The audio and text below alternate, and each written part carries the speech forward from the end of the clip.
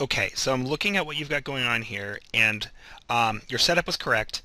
Then it looks like you picked your pivot appropriately because I think you used the starred rows, and you saw that this one would give you a negative answer.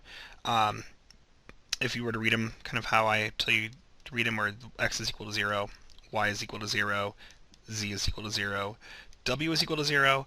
So therefore, this top row is giving us s. S is equal to 40. Negative t is equal to 10. So therefore, t is equal to negative 10. And that is not okay because all of our variables must be greater than or equal to 0.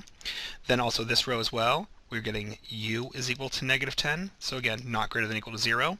So therefore, the second row will be starred.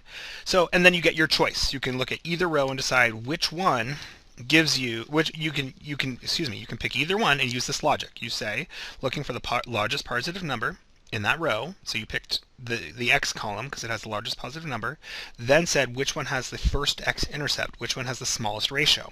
So 40 divided by 1 would be 40, 10 divided by 2, that would make 5, and 10 divided by 1, that would make 10. 5 is the winner, so that's why we pivot here around the 2.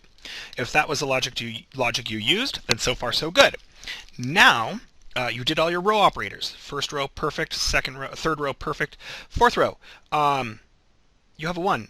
You added row 4 plus row 2 to make a 1. That has to be a 0. So you needed to do row 4 plus, sorry, 2 row 4s plus row 2.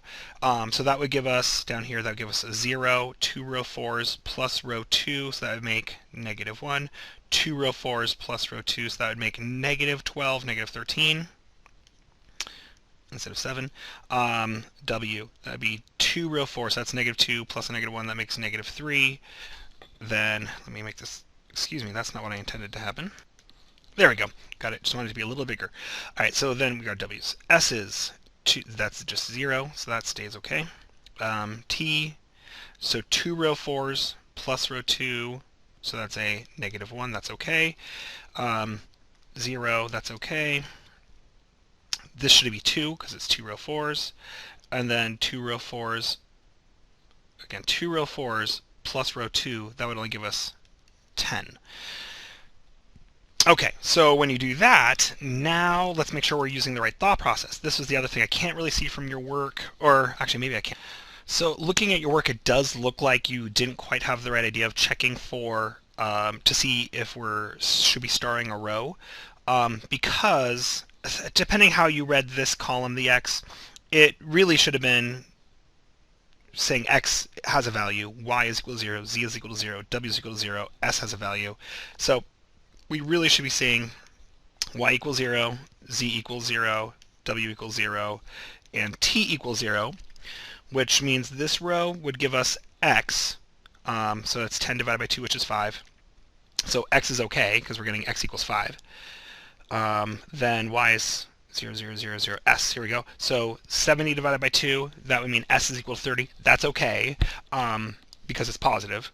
And then here w equals 10 divided by negative 2. So we're still getting w equals a negative 2, which means our variables are not greater than or equal to 0.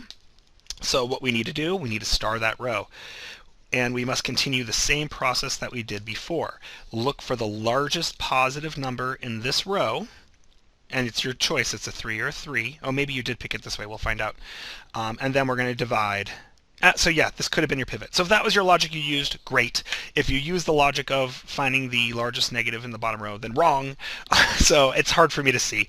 So anyway, if you picked it for that reason, great. You could either have pivoted right there, or you could have pivoted right there for the same, because it's a tie. And then we continue forth. So let me know if that helps, or if there was something else going on that you missed. But it could very well just be that you didn't get this to be a 0, and so everything else kind of went haywire.